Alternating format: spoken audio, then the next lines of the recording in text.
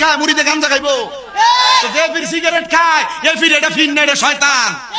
কারণ ফিরে যদি বেরিয়ে বইয়ে থাকে মুড়িতে বেরিয়ে হুইত্যা থাকবো। কথা কয় না কি লেগা? এমন বহুত শিষ্য আছে দেখবা এলাকা তাইবে। কষ্ট হইতেছে আপনারা?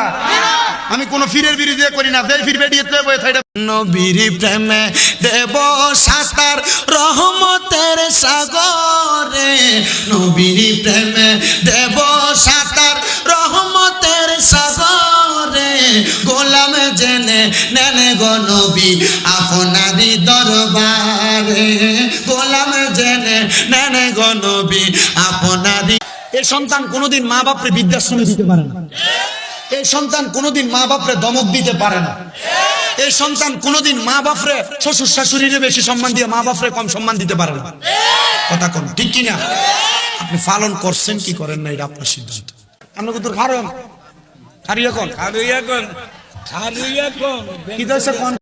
মহিলারা স্বামীর সাথে ঝগড়া হইব, নবীজি বলতেছেন স্বামীর সাথে যদি ঝগড়া হয় রাত্রবেলা জামাই বোর বালিশ হবে একটা। কয়টা?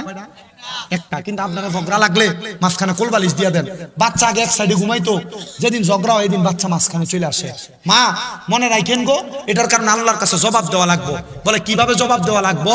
যে কোন স্বামী স্ত্রী যদি ওই মদিনা শরীফে যখন প্রবেশ করি, সবুজ গম্বুজ যখন আমার চোখ দিয়ে দেখছি, আমি তাকে দেখছি কত মানুষ মদিনা শরীফের দিকে ছায়া ছায়া কান্দে। আমি যখন মদিনা শরীফে প্রবেশ করি, বাবু সালাম একটা দরজা আছে, ওই দরজার সামনে দিয়ে প্রবেশ করে দেখলাম কত মানুষের সঙ্গে কথা বলে। আমার সাথে একজন ভাই, উনি রওজার সামনে। দুনিয়াতে খেলাধুলা হলে স্কুলের মধ্যে পুরস্কার দেয়, দুনিয়াতে কোনো সেমিনার হলে সেখানে পুরস্কার দেয়, দুনিয়ার কোনো প্রতিযোগিতা হইলে পুরস্কার দেয়। তো দুনিয়ার পুরস্কার যারা দেয় তারা তো আল্লাহর চাইতে বড় না, তুলনা করো ভুল হবে। এবার বলেন আল্লাহর পুরস্কার ছোট না বড়? কষ্ট হইতেছে আপনারা? ওয়াজ বুঝুননি আপনারা? পিঠের উপর থেকে কাপড়টা ফিরে দিয়া ডাক দিয়ে কই তাকে দেখো তো আমার পিঠের মধ্যে কয়টা দাগ দেখা যায়? বলে আপনার পিঠের মধ্যে দাগ দেখা যায় 3টা। এরে হাফেজে কোরআন, ওই কবরের মধ্যে বাড়ি দিছিলা কয়টা? বলে বাড়ি দিছিলাম 3টা। বলে 3টা বাড়ি আমার পিঠের ভিতরে লাইগা রইছে রে, আমি তোর বাড়িগুলা সহ্য করতে পারি নাই। তুই যখন বাড়ি ও মা কেমনে গো কবরে শুয়া রইছ, এখন দি তোমার একটু খানা খাওয়াইতে পারি না, আমার কাছে টাকা আছে একটা কাপড় কিনা পরাইতে পারি না।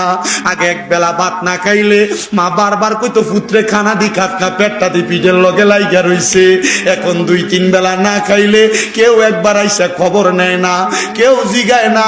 মা আদো অন্ধকার